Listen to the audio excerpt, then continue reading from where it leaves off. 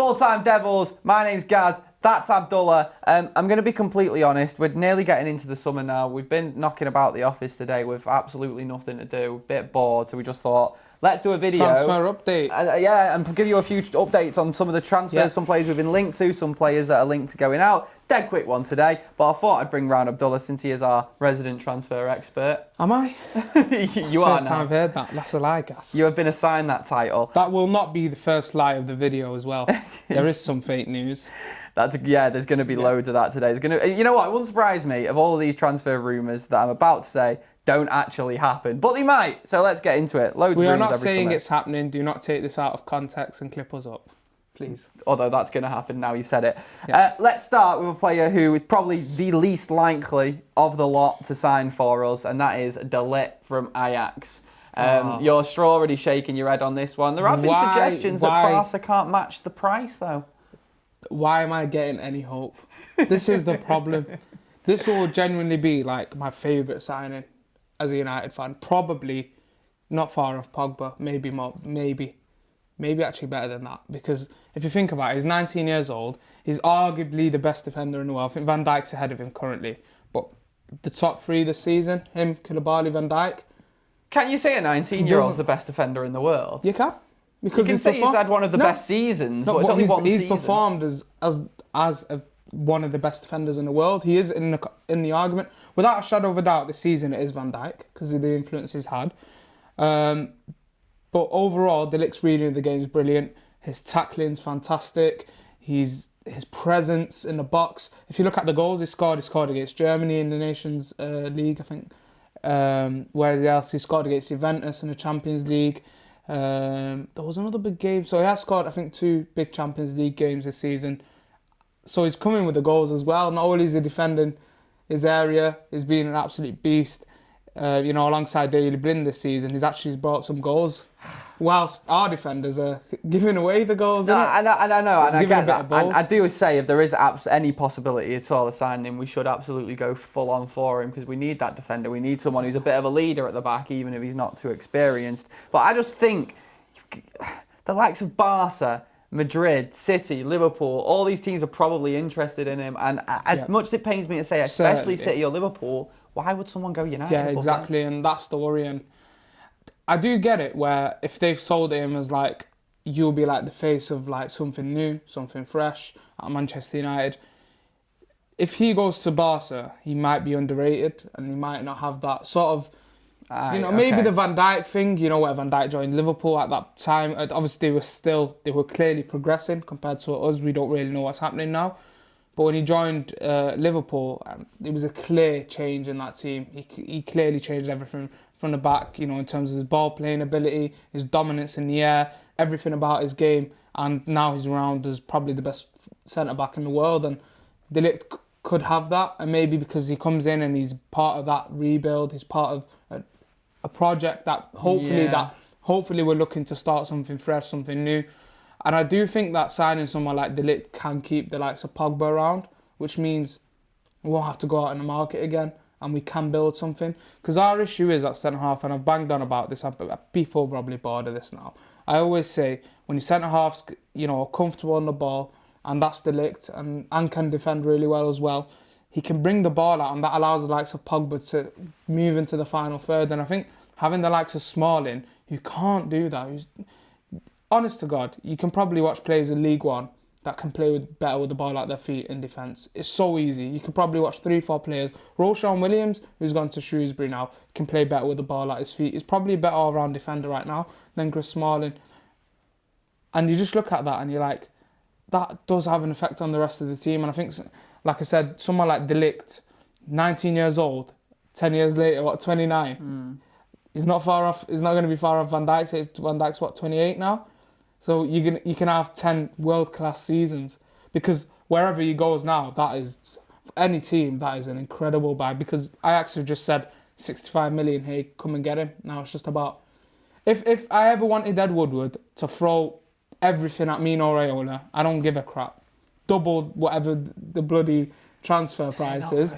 If there was one time, as an exception, it is De Ligt, because he is a generational talent. You don't get a leader from that age and a complete centre half. Does the fact that it's Mino Raiola involved in the deal almost make you think it could happen more? Yeah. Because he's just going to be purely out for whatever's going to get him the most money, innit? The only reason I've got hope is actually Mino Raiola. And Ed Woodward will be willing to throw like 2 million at an agent or something. Yeah, so Ed Woodward, I know we've been banging on about agent fees and not, giving them what they want, but give him what he wants just for the one time.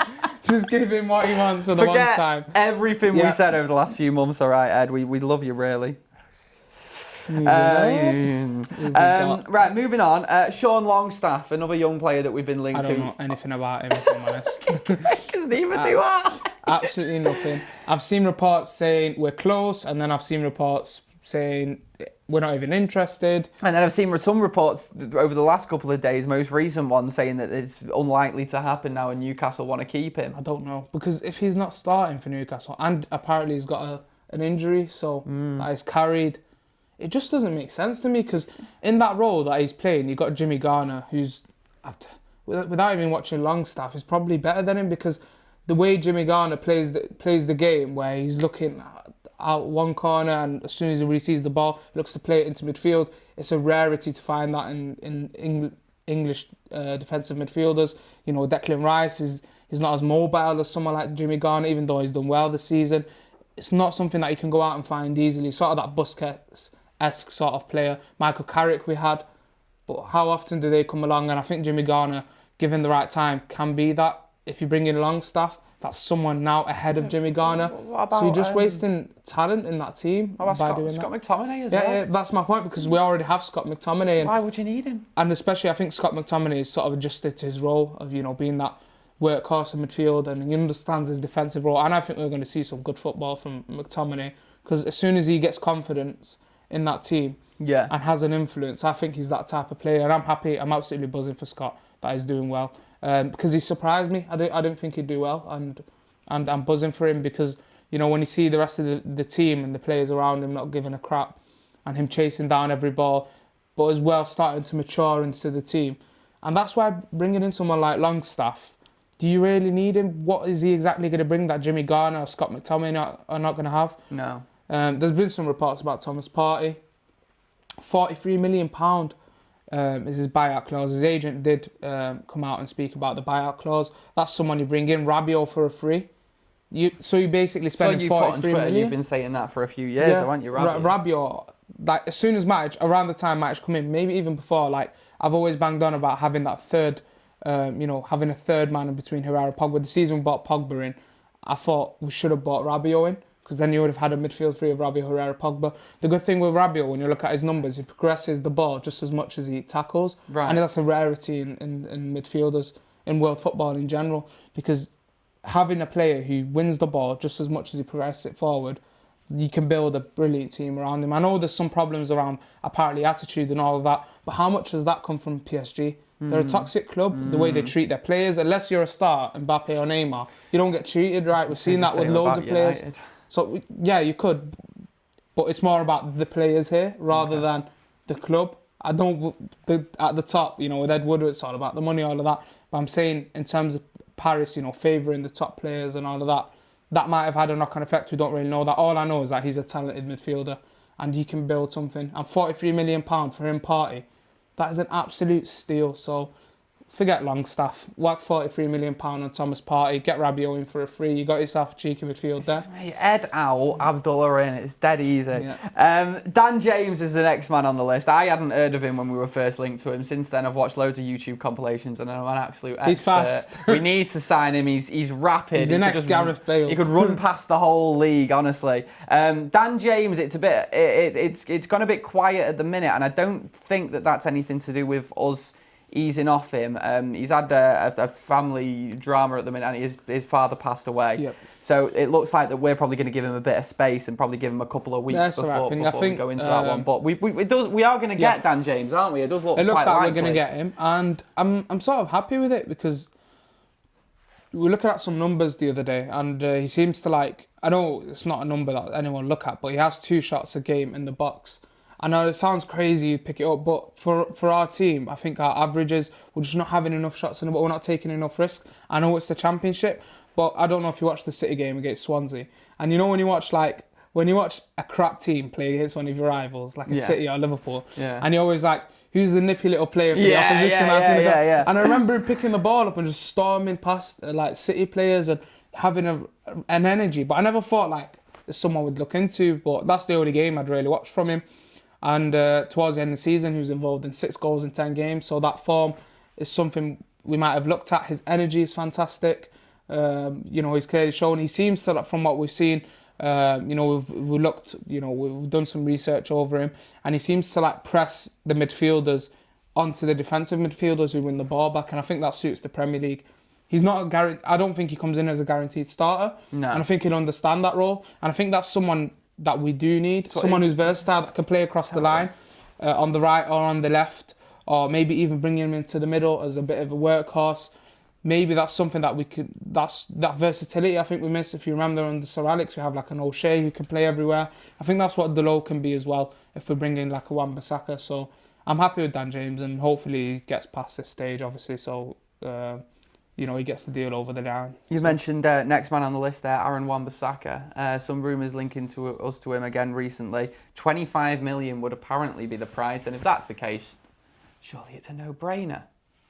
Yeah, it's a no-brainer. If 25 million is, I think United have asked if they can have him for 25. I don't think it's the. Oh, okay, I think Palace right. Actually it's 70 million. I've misread we that. We did say there's fake Sorry, news. hang on a minute. 70 million? Yeah, apparently Palace have come back and said they want 70 million for him. Okay. Now, in this market, I'd say someone like Wan-Bissaka, I'd take for 45 to 50. In this market, yeah. Because you got likes of Mendy, Kyle Walker around the same price. Aaron Wan-Bissaka has won the most tackles in the Premier League for a defensive player last season, which is brilliant for a team like Paris. And a lot of people then start questioning like his attacking role. Does he go forward as much? He used to be a right winger. But the thing is with Wan-Bissaka is that because Palace play in a flat 4-4-2, and when you play in a 4-4-2, your fullbacks don't particularly become adventurous and go forward, and that's why I've not really seen that at Crystal Palace this season. But his defensive stats are incredible.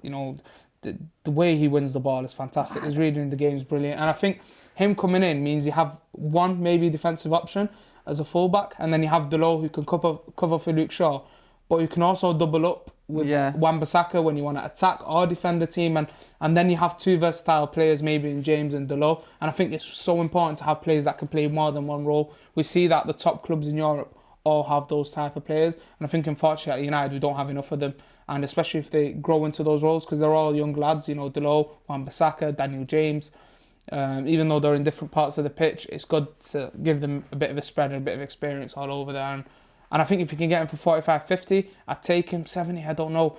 If you have a brilliant centre-half pairing, and if by some miracle we get De Ligt, then that allows someone like Delo to come into the side because you trust your centre-halves, and it allows Luke Shaw to be more defensive because he is hesitant at times to go forward. I do like Luke Shaw, and I do wish him, the best and doing well at United, but at times, I think he's just too hesitant with getting the ball forward. I think some of the criticisms he does get is, unfair, but I think because of that, if he becomes more the defensive guy, and if we sign De Ligt, and then Delo can push up further and be more the guy that looks to get the ball in the box, maybe that is an option we do have. So let's just see how it plays out. I think we do need a centre-half, and if we don't get a centre-half and we look to play Tuanzebe and Lindelof, then I think we do need to bring a wan-bissaka because we need more defensive assurance in that back line, to be honest. I really want to see Tuanzebe get games, and Lindelof as well, to continue getting loads of games next season, but we can't be relying on those two guys. No, we can't.